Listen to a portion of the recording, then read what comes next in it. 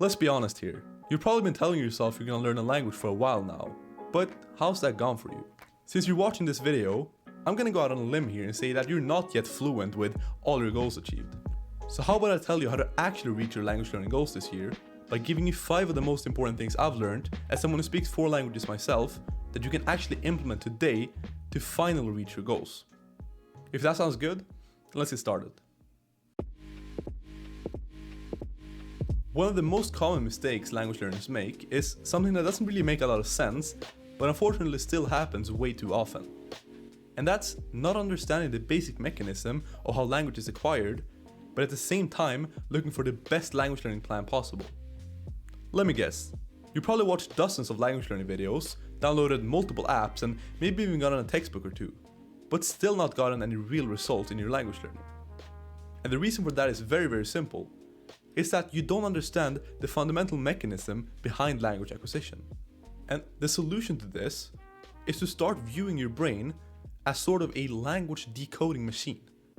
Alright, so it hears things that it doesn't fully understand, but with some time and practice, it decodes different parts of it and then finally understands it. And the reason for this is because the mechanism behind language acquisition, behind how we progress in any language, is via understanding messages. And the sooner you can understand this, the sooner you can make a plan that actually gets results. Now I want you to notice something, and it's that I said to understand messages in the language, and not understand stuff about the language. That's because you don't actually learn language from a 30-minute long video explaining the exact differences between 2 verb tenses in that language. Yet that's what most people do. So the antidote to language learning failure is to stop worrying about the best app or specific grammar rule that you don't yet understand, and instead structure a plan that includes activities that either A, help you directly by providing good interesting input in the language, or B, helps you understand more of that future input. So that essentially means that watching 30-minute long videos on grammar explanations is totally okay, so long as that's not the bulk of what you're doing, and so long as you're doing that in order to understand those things within context at a later date, and not expecting to get fluent off of that. Because I can tell you for sure that no one has ever gotten fluent from memorizing words and grammar, but it can help if you're then looking to consume input in the future and understand more based on what you memorized. But exactly how you do this and how much of each that you're gonna do will depend on your goals. So let's cover that now. The reality of language learning is that you're not gonna get fluent in just 15 minutes a day, not even in a whole decade. So if that's your goal, then you're gonna have to rethink. Language learning takes time, but that also doesn't mean that you can't memorize some things and get to a decent level in the language by 15 minutes a day. You're just not gonna get fluent. So if your only goal is to understand a little bit of what people are saying and maybe order some food on the vacation, then that's totally okay. But if you wanna get fluent, you're gonna need a different approach. So for most of you who wanna get to around a conversational fluency level, where you have some freedom of expression and you can also enjoy media in the target language, I'd say something like 30 minutes to an hour a day is a pretty reasonable starting point. However, it's not just the amount of time you have to spend to get fluent that varies on your goal, but also the method you're going to use to get there. So, I previously mentioned that the only way to get fluent is by understanding messages in a language and not by memorization. Well, that is true when it comes to fluency, but I'd make an argument for if you don't want to get fluent and you're just okay having a very basic understanding of the language, that maybe more conscious study is the way to go for you. So this is why I think it's really important to be clear about your goals and know what you want, because if you're only aiming for a low level in the language, then by all means sit and study grammar and memorize vocabulary. You're not going to end up with a natural result, but if you're not aiming to get fluent, then that's totally okay. The common scenario of a language learner looks something like this. They start out in the beginning and they're super excited. They're finding all kinds of new resources, they're spending a ton of time each day, and they have a lot of motivation. But then after a couple of weeks or so, the motivation starts to dwindle and they study less and less. But what if there was a way to keep your motivation high 24/7 and not experience this big drop that most learners see after a while? The way I think we can replicate this big burst of motivation is by looking at what caused it in the first place and trying to mimic the scenario as closely as possible. When you're just new to learning a language, your goals are fresh in your mind and you're constantly reminded about them. On top of that, you're probably watching a lot of videos that are quite motivating, with people talking about the languages that they speak and all the benefits that that gave them. And you were also probably using new and exciting resources that you really liked. So if we actually look at this, it's just a matter of goals, mindset, enjoyment, and novelty, right? And that's why I think it's so important to see yourself as a speaker of the language and not a learner of it. This small but critical distinction is what causes you to either be someone who's using textbooks for the rest of your life, or someone who sees the language as an outlet for them to enjoy their hobbies and passions in. And that's extremely important for keeping your motivation high during the long term.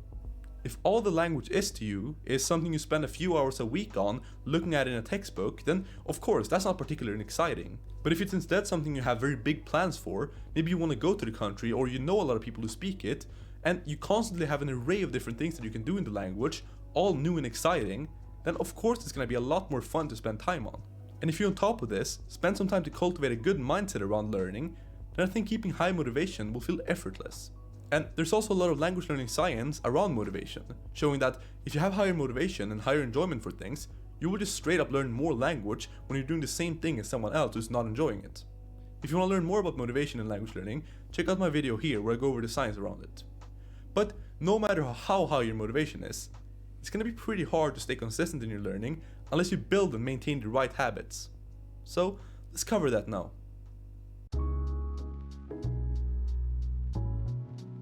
Probably the main excuse people have for their lack of language learning results is that they simply don't have enough time. And although that can definitely be true at some times, I'd argue in most cases it's nothing more than a self-limiting belief. Assuming you sleep for 8 hours a day, there's roughly 112 waking hours each week. So even if you work for let's say 40 or even 80 hours a week, there's still 30 to 70 hours left. So it's really just all about setting aside some of that time to sit down and actually focus. I mean, let's be honest, we're probably all spending some time on social media each day. So it's really just as simple as switching a little bit of that time from consuming English content to instead content in your target language. An example of that I've done is that instead of watching English YouTube videos when I'm for example eating, I've made a promise to myself to only watch stuff in the language that I'm learning during those times. So not only will that give me maybe 10 to 20 more minutes of practice each time, but I've also found that it increases my motivation for the language during the rest of that day too, because I'm sort of building momentum and I'm discovering new and interesting content. And a lot of you probably spend some time at the end of your days watching some YouTube or Netflix. So if you could take even just 30 minutes of that time and instead consume something in your target language, that's going to pay massive dividends for you. Because let's face it, even the people who say they don't have time probably still spend a little bit of time on these leisure activities. So why not take some of that time and instead make it a little bit productive instead? Now, another thing that I think is going to be a massive help to you if you don't have much time is passive listening. Because even if you're busy for most of the day, you probably still spend some time commuting, cooking, cleaning, or maybe exercising.